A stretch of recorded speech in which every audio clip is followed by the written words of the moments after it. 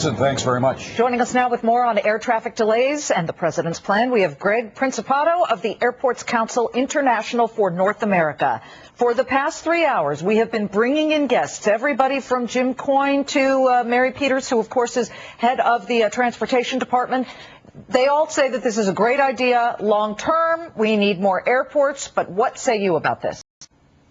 Well, let me say first, thank you for having me. Let me say first that we were very encouraged by the president's announcement today, and some of the short-term ideas that your reporter just described, I think, will help over the next couple of weeks. But the president rightly drew attention to the economic cost of delays and congestion.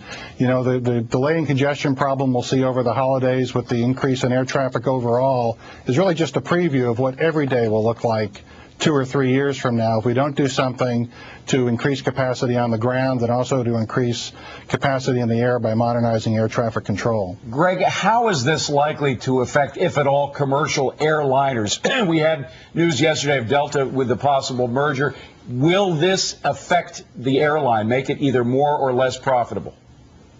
Well, I think if you bring more capacity into the system and allow the system to really operate more efficiently, bringing passengers and goods to their destinations and markets, ultimately that's the best thing that the government and the system can do to help airlines, is to make the system work more efficiently.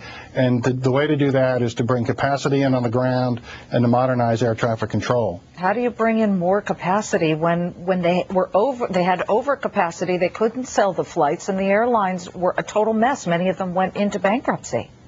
Well, I was really talking about capacity on the ground, runways and taxiways and terminals that allow the system to work more efficiently. So how much of a change do you think that the president's ideas are really going to bring? Will it be quite obvious to people flying in and out of JFK who are now so beaten down and so used to delays on every end?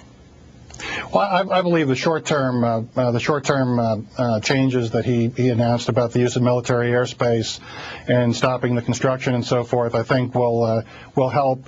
It probably isn't so much that people will notice it, because you can't really notice the problem you have, but we believe that it will help. More importantly was the president's attention on the economic cost of delays and congestion, and we need to do something about this long term. We can't just lurch from holiday to holiday. We need to do something about it long term, modernize air traffic control, build more runways and taxiways and terminals on the ground, and get people to where they want to go quicker and more safely. Greg Principato. Greg, thanks very much for being here. Appreciate it. Thank you. Here's a look at who made money today in